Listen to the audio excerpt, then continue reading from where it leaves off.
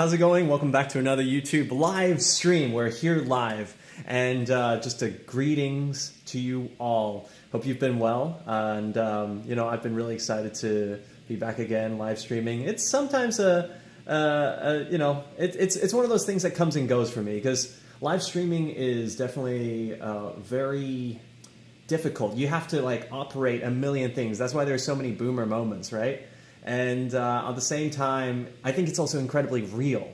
So yeah, that's what I love about live streaming. But hi to you all, and good to see that you're all here and excited, as am I. 2020 has been a pretty, well, we all know what 2020 has been, right? And I think that 2020 has been a year where we've all had a chance to sort of reflect on ourselves and sort of who we are and who we'd like to become. And I thought it was a lot about growth. So I was starting to look at some of my old videos, photos, and stuff like that. It was pretty cringe. I have to be honest here. A lot of this stuff, especially photos and photo captions, I was just like, oh man, but I was pleasantly surprised to see that actually the music, that didn't make me cringe. I mean, of course, not to say that I couldn't have improved. There are definitely a lot of places where I could be better at, but there's something pure about music that I felt like, wow, this is timeless. This really, I could see that I put in maximum effort. And I think that is what prevents, I think, further sort of oh man, that I shouldn't have said that, or I should have done that, because music is just timeless. So okay, we've got some obligatory Baby Ray photos here that we have to look at. So here we go. We've got oh, that's me and my sister actually. You can see my love for ice cream has not changed. That is well, I'm on a dog. Yeah, but not a real dog. My other profession that could have been, but never became. Instead, I switched to violin. And yeah, those are some that's me, driving, because I always wished I could drive. So yeah, I know that those photos were, because I know that that's what people really love. Although I would love to, really focus on some of the competition stuff that I did, right? So we've got a couple of videos today that I'm really excited to show you about, and one of them is a couple of them from Menuhin competition. So I would have been 19 years old when I did that, and the rest are from the Queen Elizabeth. There's one from the Queen Elizabeth competition. So I was 20. And I think it was just really interesting that in a matter of 1 year, you can see the difference in playing. And so I wanted to be, I wanted to share that with you and just sort of explore what went on in my mind. What was the difference, right? What is growth? So we'll take a look at that as well. All right, so here we go. Let's see. The first video, oh yeah. Here we go. We've got Brahms Sonata number 1. All right.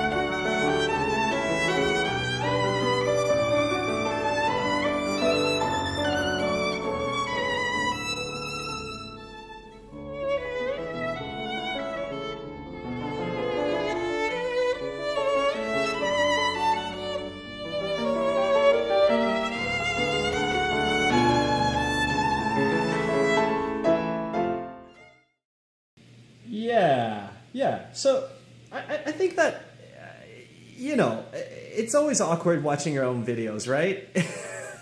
Like you always feel like, oh man, like, and I think that it started off well, but then it kind of like I don't know. I felt like I was really tense. A lot of those. And Brahms just needs to be really sort of okay. You've got to like let go. You just got to be able to, feel the music, like be in it.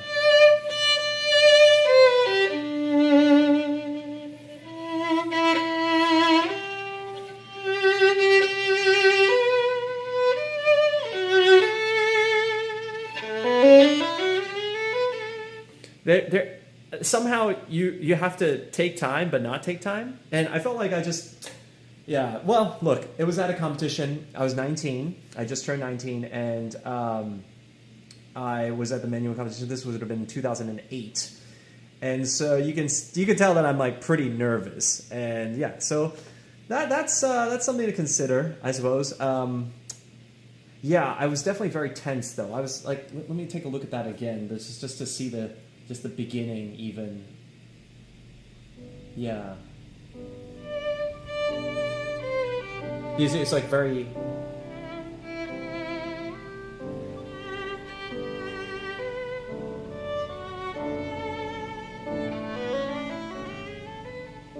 Right, right. So yeah, there's just a little bit of tension, which is normal, which is I think very, I mean, nobody is like super relaxed at a competition. I mean, I can't imagine anybody would be in that situation where even though you've volunteered essentially to be judged by a whole bunch of professional musicians and you are at that point still a student, I can't imagine anyone would enjoy that and be able to fully immerse themselves in the music. But, I mean, there are moments that I felt like, hey, there was a passage that, okay, I felt like that's something that the music really gave something, that it took over. And I think that performing is very similar to that. You're nervous, you're on stage, and you're like, oh my gosh, what am I going to do? So it's very similar to that. I think competition is even more nerve-wracking. But then at some point, you got to give in. You got to like just let go. And there was another clip from the Menuhin competition, same competition, but the previous round, where I guess, Brahms is such a legend, such an epic, a monumental composer. Here I was playing Kreisler, and Kreisler, I guess, was just more easily understood. So, here we've got Kreisler's Bassus Romantique, and this is like a one of his little salam pieces, and you can tell that like I'm much more comfortable here.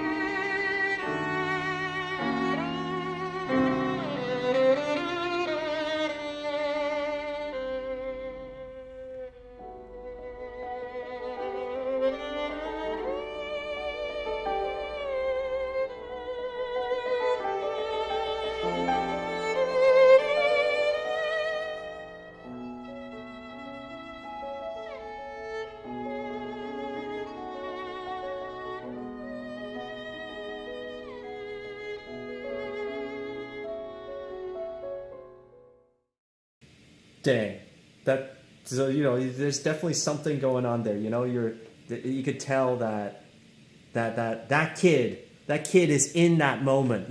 He's in the music. The music and him are one, and that so when I saw that, I actually had not seen that video in such a long time, and even rewatching it now for the second time, it's just like, wow, it is possible. It is possible to make music in a competition under high stress, in a high stress environment. So that was very enlightening to see. Thank you, Kayla, for the donation for boba. Very important for ice cream too. So it was very important for me to see that, because we've always had this debate between, are competitions good, are competitions bad? I mean, competitions, I think, are a great way for students to get out there on stage. I mean, how often does the average student get to perform in front of a large crowd of people? Not that often, right? And I think that's what we do. And so competitions, therefore, are not, I think, intrinsically bad. Of course, some of them have a bad rep because some shady stuff may or may not happen at those. But, that's definitely not the case here. I would say that in Menuhin, not just because I won, but no, because there are definitely certain competitions that, champion that are very, very serious about, not having any funny business where, I've been on the jury there and we're not allowed to even talk to each other about the contestants. It's just like you go in. It's actually a very lonely job. It's like a service, I would say. I used to think like, I want to be on the jury because it would be so cool, right? But then I realized it was like you have to hold so much within yourself, and you can't talk to the contestants. You can't even like tell them how they went, and you just got to hold it within yourself. Of course, it's much more nerve-wracking to be a contestant, but yeah, being a jury wasn't as fun as I thought. But so I thought that was really, really interesting. Let's go back again. I think I've got another clip here, and thank you, Daniel, for the ice cream donation.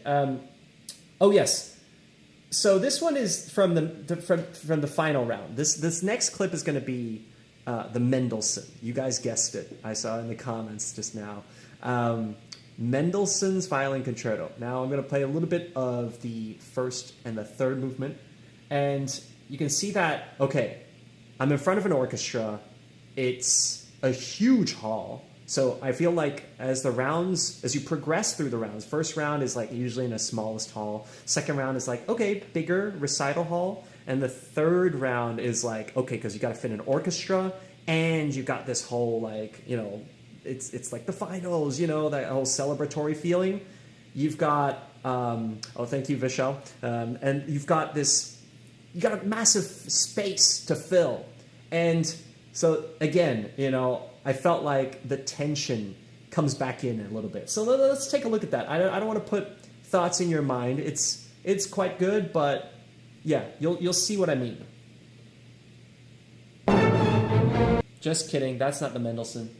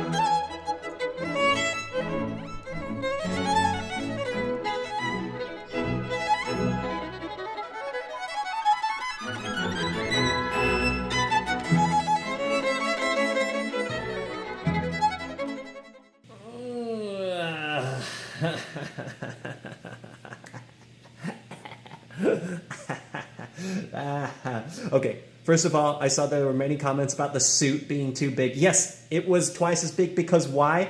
Up until that point, I hadn't like actually played in a suit before.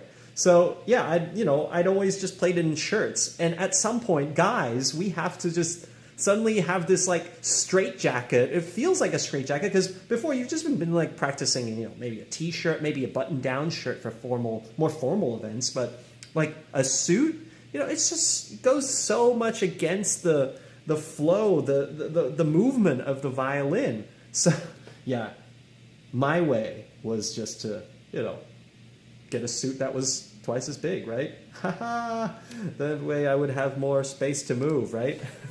So anyway, that was my method. But it was really it's I don't know. It's interesting to see that Mendelssohn. We've got Mendelssohn playing in the background right now. This is from a much later Mendelssohn, just to get us in the Mendelssohn mood. But yeah, I was thinking that when I listened to that portion, which we just listened to together, it felt like very, I don't know, a little bit tense again. We've got that tension. Here, let me show you this. For example, the third moon.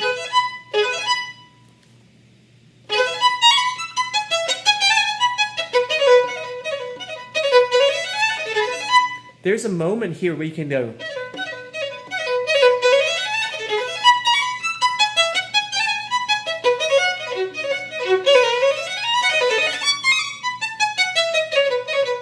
Just a little bit more kind of graceful. And instead I was kind of like, it was just very intense. I was probably worried about sound projection because of the orchestra, the giant hall. That was probably a few things on my mind. Also in the first movement, you've got, it's marked piano, I think. So, but instead I'm like, which is fine. It's also marked molto appassionato, but then, I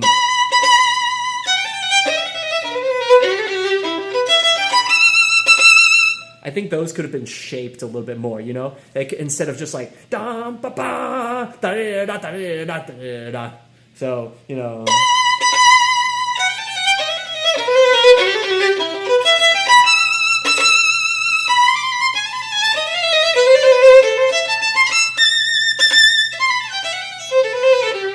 So there's a little bit more of a you can just sort of have a bit more shape in this kind of stuff, which I think is very important, right? So yeah, and of course, the epic moment, the left-hand pizzicato. That's a personal favorite of mine, where I slipped off the string. But hey, it's not about how many mistakes you make. It's not about how many boomer moments you have. It's about how you recover from them.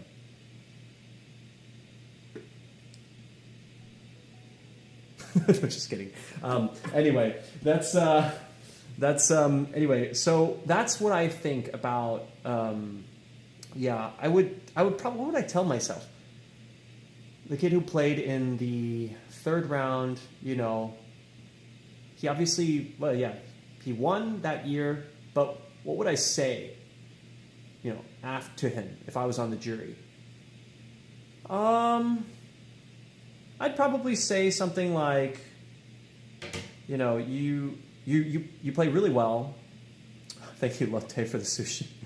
You play really well, and you've got, you've obviously got like talent. Thank you.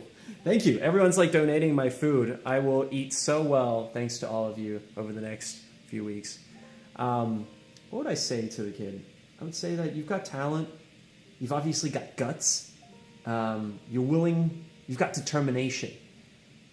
Now let's see you explore a little bit of in the moment feeling. And what do I mean by that? I mean let's see you explore music, the meaning behind each note. where it's not just like, oh, here I am just to prove to the world. You've already proven to the world, you know, that there's a time and place for that, but then you can also sort of yet music needs to live, right? You're on stage, you need to, as difficult as it is under those circumstances, you should try to enjoy it. So anyway, I have this next video where, remember when I told you, literally 1 year later, thank you, Luna. Literally 1 year later, there was a change. Like, the Menuhin competition for me, even though it's not like the biggest competition out there, it provided me with enough confidence to go into this mode, which I call the growth mode, right? We always want to activate the growth mode. And I'll talk a little bit about that after we watch this next clip. What is growth? And we can explore that idea together, because I want you guys to think about that as well. I entered what I consider is like my biggest my biggest moment of improvement in my life was between the Menuhin and the Queen Elisabeth competitions. I mean, I've improved a lot since then as well, but that improvement between those 2 years was just kind of like, vroom, you know? It was like I had, up until the Menuhin, been trying so hard. It felt like I was putting in so much effort, and so little of it. It was like all bottlenecked at this one little moment. And it's like, it was basically trying to, like, you know, you're trying to suck boba through like a really thin straw. It just wasn't, you couldn't get all the good stuff. But finally, I don't know, something clicked. Like, I was able to, like, grow my straw. I don't know, something like that. But in any case, that was what happened. And so you'll hear it here. This is the third movement of Tchaikovsky's Violin Concerto, and this is only 1 year later.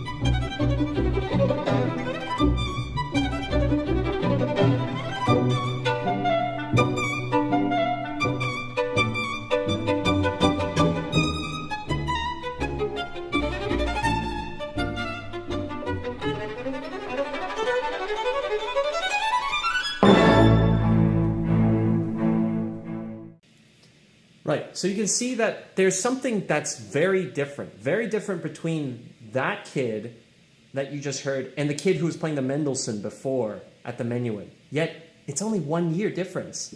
It's pretty incredible, actually. So, like I said, that was the year of my greatest improvement, where, yes, my straw. Never mind, we're not going to get into this. Anyway... For bigger straws, thank you. Just another Bucky lover. Oh gosh, we're not gonna. Yes, where my straw grew twice as big in 1 year as it did the previous year. You've made me say it. Let's move on from straws now. Anyway, so yeah, what happened? What happened during that year? I think that's something that I thought would be interesting to explore, right? So I made a few notes here. Let's see here. No, we don't need Mendelssohn. What's the right mood for this? Let's see. Oh, okay, there we go. All right. So, okay, growth. What is growth, right? You know, most of you watching this are probably still young. You're probably, students are thinking about improving. We're all thinking about growth. It doesn't matter if you're a student or not. We're always thinking about growth. And so what is growth? Let's talk about this for a moment. Growth is knowing that you're not there yet, right? And being okay with that, but understanding you'll work as hard as necessary to reach your goals, right? Growth is also knowing that when you've reached your goals, you make new ones, right? There's a moment to celebrate, and so yet there's also a moment to sort of, move onwards. It's a fine balance, I think, because on one hand, you've got you need to obsess over it. You need to let it almost consume you, yet you can't lose track. You can't lose sight of who you are and what it means to be a good person, whatever that means, but who you feel, what you think the right thing to do is, right? So that to me is growth. And I think that ties into discipline, because we always hear about discipline, right? What is discipline? From a musician's perspective, I think that discipline, we often think of it as like practicing 40 hours a day, right? Like whatever. But what is it really?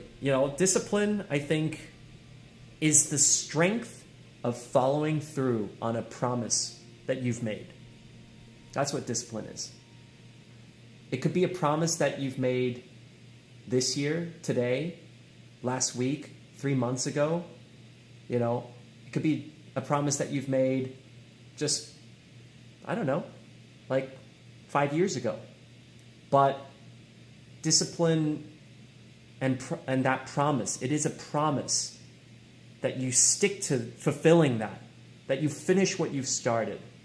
And it doesn't mean that you can't change your ideas, but it certainly, it means that you've got, you don't lose sight of that, and you definitely follow through. Each time you make a decision, I think you make a promise to yourself. And that's why each decision should not be taken lightly, right? So those are some thoughts that I was thinking about. I was also thinking about wisdom. What is wisdom, right? For me, wisdom is the accumulation of knowledge through human experiences and human interactions, right? There's a whole debate of what the difference between intelligence and wisdom is, right? I think intelligence, in musical terms, is knowing that your friend playing for you is out of tune, perhaps, or, isn't playing whatever correctly. Maybe the rhythm is slightly off. That's musical intelligence. But wisdom is knowing how to inform your friend about, the mistakes that he or she may be making, the intonation. I think that's wisdom. Or knowing not to say it because their concert is the next day, and you don't want them to freak out. Those things are what I felt that I've learned since those videos that we've been watching, right? So I want you to think about this kind of stuff. Actually, in the meantime, why don't I do this? I'll play you a little, something. I'll play you some Bach. I want you in the chat to, think of something like where it could apply. Any of these things. And just, and I'll be reading a couple of them. But in the meantime, here, I'll serenade you with some music. I'm very curious. I'm very curious to see what you'll type in the chat about, what you think, discipline, what your even if it's just a personal story. So you've got about 4 minutes.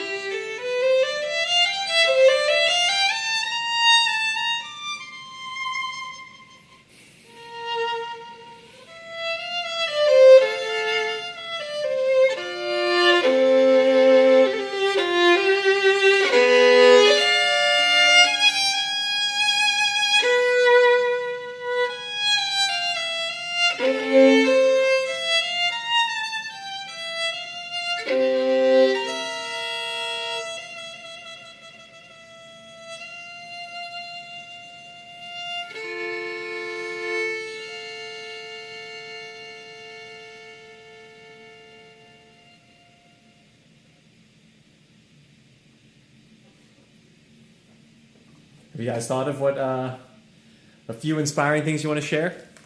I'm ready to read them. All right. Let's see here. Acoustic Artist says, discipline is keeping goals in mind, but also learning to practice for practice's sake. It's true. It's learning that playing is not always about perfecting the next piece but focusing on what you're doing now.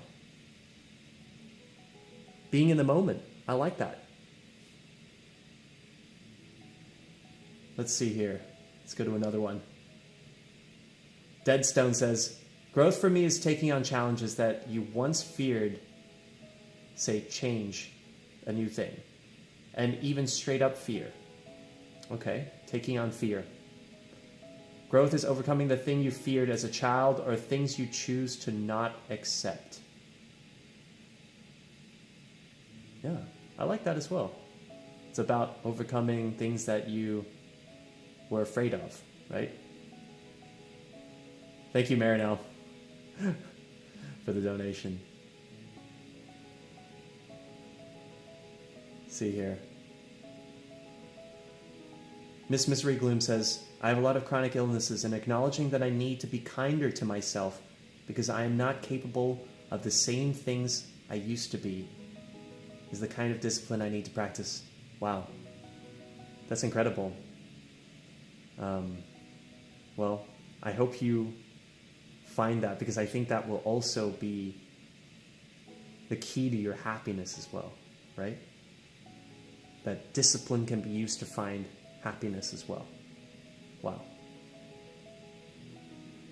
Sophia Kanafasan says, discipline is being motivated to move forward and keep yourself in check and not give up when things get tough. That's right. Not abandoning your promise, right? I am a violinist at university and there are many times you need to reconvince yourself. It's true. We all do it, even after university, just to let you know.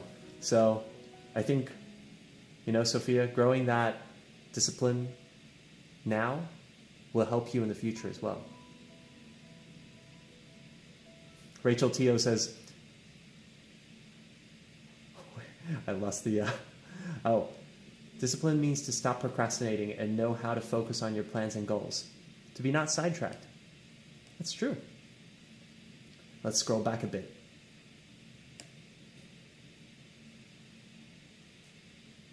Jolly says, discipline is consistently striving to do your best. Wisdom is knowing that doing your best does not necessarily mean being the best. That's really something. To know that, yeah, wow. Wow, you guys are inspiring me right now a lot. This is very inspiring.